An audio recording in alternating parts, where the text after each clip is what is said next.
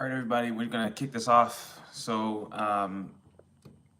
Where we left off last time was trying to make sense of certain types of data, in particular uh, tracking and event data, um, to kind of bolster tactical analysis, right?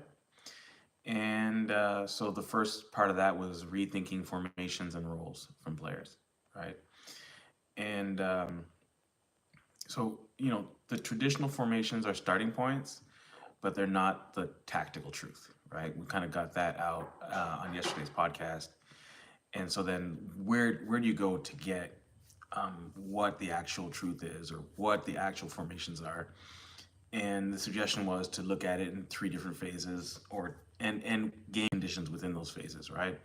But basically, build up the midfield and the attack, and figure out what the passes are, passing networks, a strength and passing networks, and then the average positions within those networks, and then the roles, right? The roles of each player within the passing networks, right? And then so the next part of that is trying to figure out how to view those networks.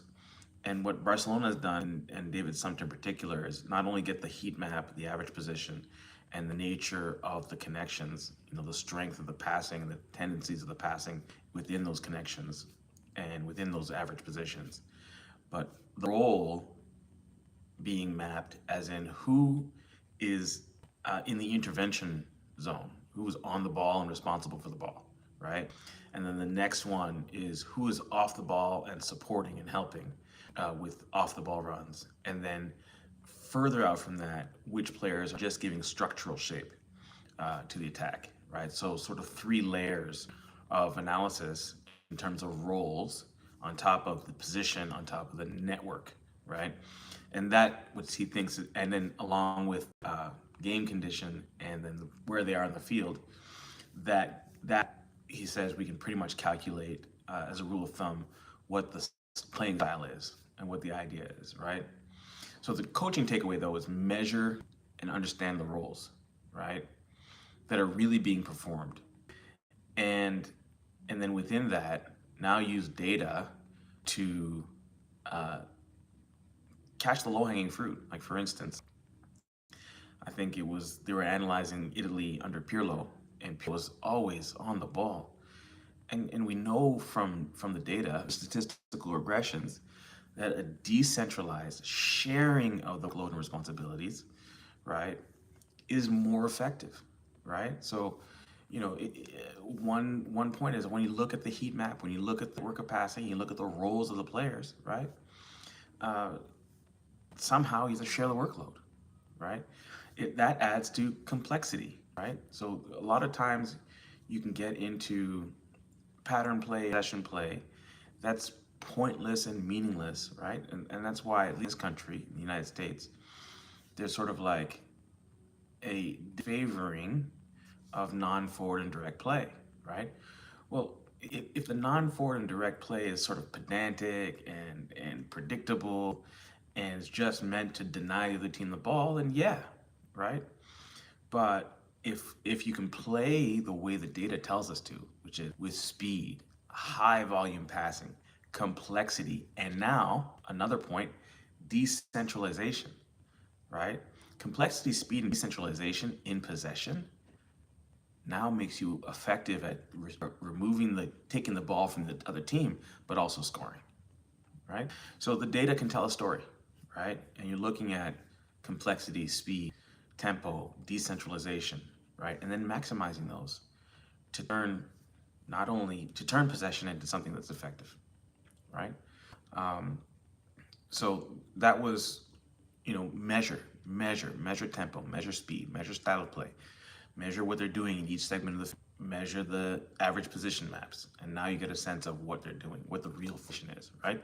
And then we talked about yesterday, like how Chelsea has a very different approach and formation, right? In different phases of how the French national team is it was unrecognizable from the midfield to the attacking third. It's unrecognizable in the traditional formations of English football or German football, right? The counter-attacking football. The kind of we kind of see 4-2-3-1, 4-3-3. That's not it at all. 4-4-2, 4-2-4, whatever, right? Um, how the French set up deep and then attack, not at all recognizable from the midfield forward, right? I'm not talking about counterattacking in transition or from the defense, right?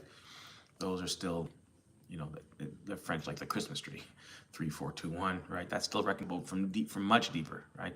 But after they get into the midfield, into the attack, and how they set up from deep, it looks like almost 2-5, the French, right? Chelsea has two players that swivel in the middle, two pivots, and then an arc of four and an arc of four, defense and offense, right? And they very seldom rotate between those. They kind of they're so far away, they hold their position, right? But they, Unai Emery's team, I think the Hammers, West Ham, right? They have the supporting back guys, and they have two triangles. And within those triangles, there's a lot of flexibility. Same thing with Barcelona, right?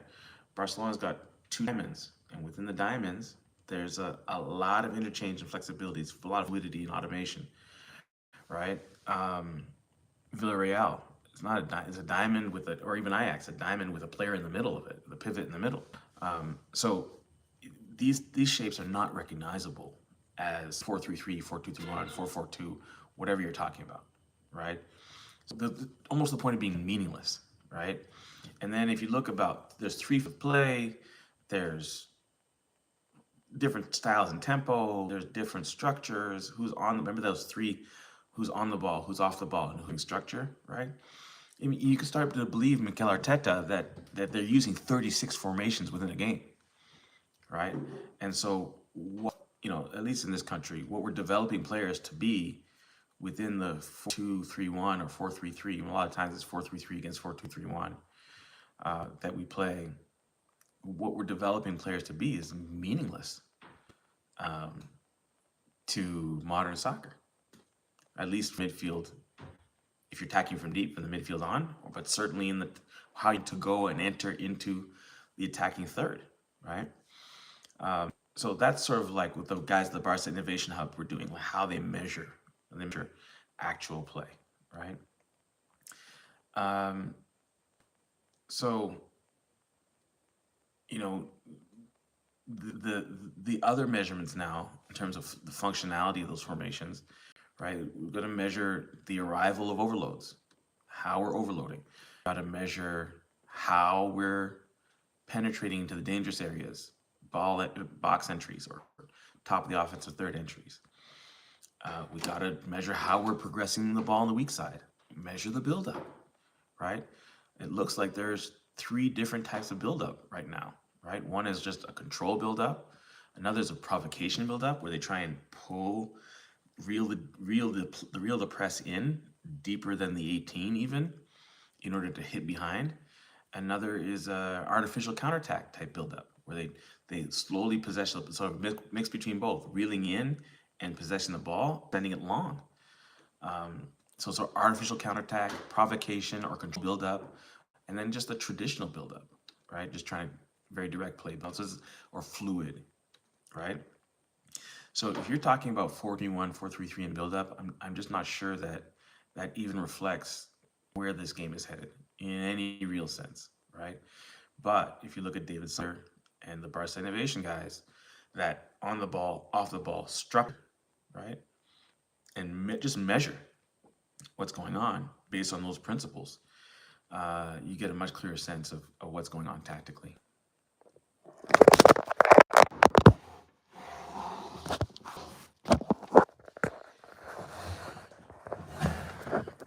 Sorry, guys. All right. Fellow football.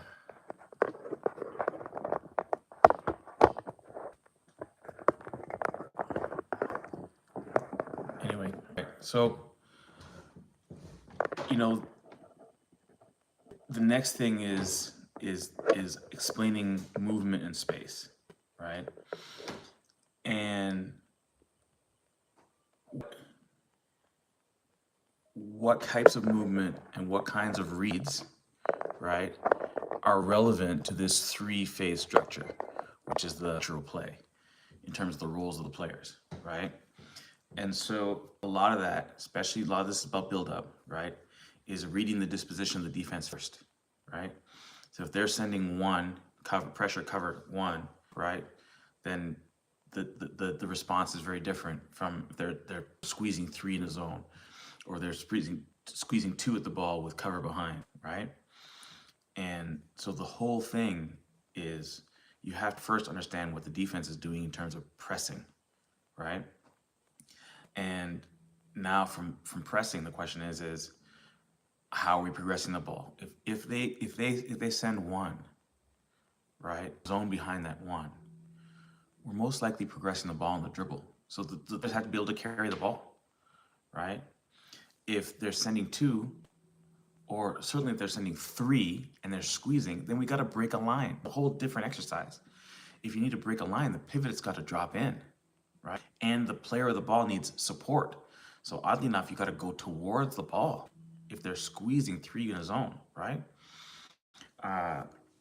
If they're squeezing two and there's cover behind, the might want to deal with the cover, or you're pulling players back, even with the ball, to outnumber them, right?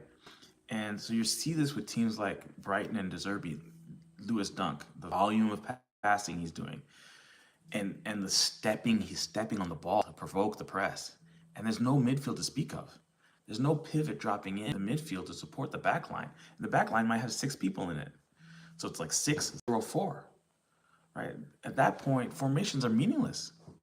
It's not a 4-4-2, it's not a 4-2-3-1, it's not a 4-3-3, nothing you've ever recognized before, right? There's zero. There's not a midfielder inside. And the question is now, what's he trying to do? How are these players prepared to deal with movement off the ball? Are you posting up, like a pivot that posts up, right? Are you the third man sitting between, you're intersecting the space between two defenders? Now, what you'll see in English and German soccer is that you'll see players sitting in the trap. But what you'll see in De Zerbi, because you brought him up, but in certainly Catalan soccer, in Argentinian soccer, they're not sitting in the hole in the square. When they drop into one of the sides of the square, right, in the half space of the square. And so when they receive the ball into that space that's available, and they pull out along the seam, and it allows them to be the third man, because when the ball goes past them and the defense turns, they're not sitting in the press trap where they can immediately be pressed, right? They're sitting in a place that the pressing is, that position is awkward. They're following the press. So it's impossible, if you're pressing forward, it's impossible to mark behind you. So they have their third man follow the press. The ball goes down, forward, breaks the line, and then comes back. And by the time you turn around, you defend, right? So now we need drills that involve setting up a through ball, and when and why and where, right? Is the defensive line unstable, right? Can you reach and come outside the zone and then hit behind when the defensive line is unstable? Can you drop in, but not drop into the press trap in the square? There's a zone square. Don't drop into the middle. Don't be open, right? Drop into the square. So when the ball goes through that box, you go in the half turn, and you got to pass, dribble, or shoot, right? So, or you off the shoulder. So you recognize you follow the press, and this guy can't defend where he just vacated because he can't even see it. So the third man follows the press. The ball gets played there, and then he receives the ball on feet. So coaching movement off the ball, that second phase. So on the ball, right, you read the disposition of the defense. Is it one press, two press? Is it a zone? Is it a block? Whatever it is, right? And then you react accordingly. Like Fluminense in Brazil is very, very good at this. There's automations. You interact. If they're pressing, you rotate. If they're not pressing, it's a Boca system, right? You take up a position and you hold. You step on the ball, you hold shape, and then you slowly move into numerical superiority. So movement, and then the next ring of players around who are off the ball, right? They're dropping into certain spaces, not based on their roles or position. They're dropping into certain spaces based on reading. That's what the scanning is about. The scanning is not about, looking for a press or being pressed or remarked. You're measuring you're measuring between two defenders and you're stepping to the spot. If you have a triangle of control, right, and there's two players inside your triangle, you don't need to check your shoulder. You're up. No one can press you if you receive the ball. But maybe you're measuring to receive the ball in an optimal position between two defenders, right? So I think we got the scanning thing wrong as well. Scanning is about measuring and looking at the disposition of the defense and measuring the defensive weakness. It's not about your shoulder, making sure your mark isn't stepping, right? If you got two players at a triangle control, no one can step. If they step and miss, it's game over. There's three players out there, right? So if you got two players within your triangle control and they're not pressing, like you're not checking your shoulder to make sure no one's stepping. It'd be suicide to step. You're checking to see the space and where you should optimize your space and what kind of angle you should be at. So the pass maps are going to give you the functional role of the players, right? And so now you start to see deviations from the traditional roles, right? The Ukrainian kid on Arsenal, I'm drawing a blank, right? But Trent Alexander-Arnold, not a traditional, almost like inverted back, is a midfielder, right? He's a fullback in functional name only, right? And these are case studies. Someone put in the group chat what the name is of the Arsenal Ukrainian guy who inverts. He's basically a 6. He starts to the outside, but he's basically a 6, right? So 3-2-2-3, right? Is essentially the shape, right? Not a 3-4-3, 3-2-2-3, but the outside backs go in and form that box. And that box has got some Cesar automations from futsal, long story. But, that's some of the training off the ball is some of the patterns from futsal automations, right? In that sort of like it's just on the ball, off the ball, right? So those guys who are off the ball are still involved in the automations and the interchanges and the sequences. So you're going to see players that have profiles that we've never really seen before or understood, right? Anyway, so I think we touched on it already earlier. The central hub versus the network balance, and centralized balanced networks, passing networks are much more effective, right? And Italy 2012, right? Pirlo is a passing nucleus, right? Everything goes through him, and that could have been, although he's brilliant, could have been the weakness of the team, right? And certainly the U.S. national team. Over-reliance on Wambach, right, for hold-up play and that kind of thing. And when all of a sudden when she's marked up, they can't possess the ball, right? So if you want to build a functional middle, it's got to be decentralized. It can't have these strengths that can become Achilles' heels, right? And you have to distribute the access points, both in terms of off-ball roles, like you think about like who's setting up to run a through ball, who's setting up to post up, who's playing off the shoulder, who's dropping down like a false 9 in the weak, right? So all those things have got to get done. And if you can't do all those things, you just post up, then all of a sudden the midfield is dysfunctional, right? And we talked already, but at least three phases of functional mapping, right? Defensive, midfield, and attacking, right? Mapping out progression and analyze the build up, the midfield shape connections, and the final third entries into the area. That's got to be all mapped separately, right? Don't have aggregated data across those three phases. And work backwards. Get a shot map, optimize shot map, figure out when and where you're going to shoot and why, right? Build the decision tree around cognitive cues regarding shooting, right? Associate decision making with certain conditions, certain defenses, certain positions of the ball, right? And make it efficient. Get in there and cross from inside the 18 to the top of the 6 area, right? Plan your finishes at 8 to 10 yards out, right? Don't plan your ball entries, your danger zone entries, top of the 18, running at an angle to goal, and then trying to curl it to second post. It's on, but not every time. Like, that shouldn't be the end all and be all, right? You need something efficient. So define your shooting zones, promote high XG, expected goals within those shooting zones, and assign creators and assign finishers, right, to the kinds of sequences that happen. And then work backwards, right, from like, what do we look like in the attacking build-up? What do we look at in the midfield build-up? What do we look like from the back? That eventually leads us to where we want to be up front, right? So context matters, right? And you can use, hang on a second, I'm sorry. You can use heat map.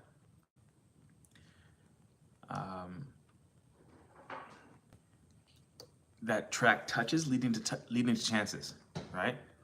So the entire chain of touches that lead to chances will do player involvement and give you player position, right? It'll indicate for you whether or not overloads are whether or not you're doing overloads or weak side progressions or switches or whatever it is, right? And whatever's most effective for your team, right? And so another one is really low-hanging fruit, pressing profiles and transition speed. So rules in transition, right? How direct are we playing? How touches are we playing? What's the tempo? Are we just recovering the ball, right? Those things won't necessarily be apparent in the other stuff we're talking about, heat maps and tactical networks, right? So transitions should be measured separately. It's a different phase of play, right? And the speed, spacing, recovery shape, where it is, cover, should be measured as well, right? So it's a very clear thing we want to do. There's an identity in transition. There's an identity in high position, right? And validating the press, right? If you have a 4-second rule, 5-second rule, 8-second rule, passes per defensive action, whatever it is, we want to know what the key performance indicators are for the press and what we're doing in the press. Are we gegenpressing? Are we sending one to sort of take out an option and then sending more numbers through into the space, right? Are we zonal, right? Are 2 by 1 with a cover 2, and then we're putting pressure and then cover behind. We're doing a 3-2, right? In terms of the pressing, are we not pressing above 18, right? If you think about the De Zerbi discussion we just had about provoking the press and creating artificial counterattacks, well, that's a lot easier to do if there's a long field because the press is overcommitted in terms of depth, right? So coach from the data, right? Go from the picture, have a spreadsheet, have the different phases, have the different KPIs, have the different profiles of players in those phases, right? And validate you suspect is true. And then try and optimize. Start with tactical questions, how to best do ABCD, when and where and why, and confirm and refute them with the data, right? And so we're gonna review some of the tools we talked about, but passing networks in the 3 phases, that's a great tool.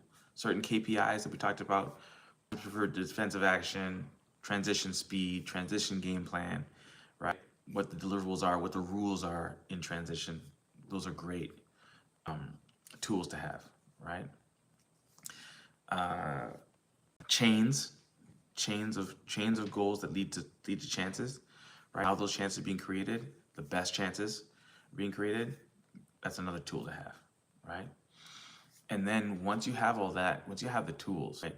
Heat maps, passing networks, broken down into thirds and different phases of the game, and then where the chains come from, right? That are effective.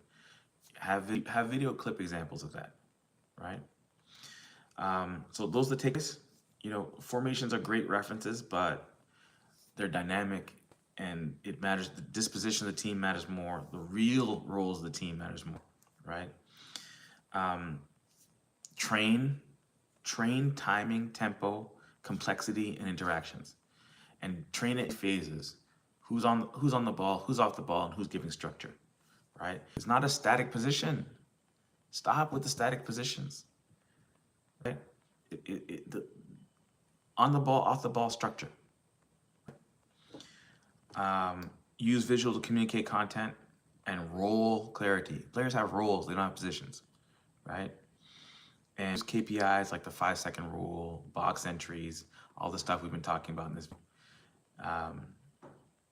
you know, and then find automations that you've done successfully, right? You should know what an escandinha is. You should know what a tabella is. You should know what la conduccion is. We should know how to play a post with 3-1. We should know how to play a 3-1-1 with a shadow striker. Know what a 4-0 pattern is. Know what a boca pattern is, the bounce pass pattern, right? Inside swing, outside swing, la conduccion, right? How that occurs, right? You know, know the Ajax diamond with a pivot in the middle. Maybe it's the Ajax cross, I don't know what it's called, right? But Villarreal uses it as well. Those are kinds of automations, like look for them, look for the ones that occur naturally, try and get them implemented. And once you find the best ones, you can transition. The on the ball and intervention players have got to feel free to plan and implement automations and transitions between those automations, right? And then that will get you to real shape and real strategy, and a real understanding of these more fluid demands of the modern game, right? And we got to get away from positions in what's essentially a fluid counterattacking type game, okay? All right, so a lot of there's an outline in the description, so there's a lot of detail in the description, and we will upload that soon. But for now, we'll see you tomorrow, guys. Thanks.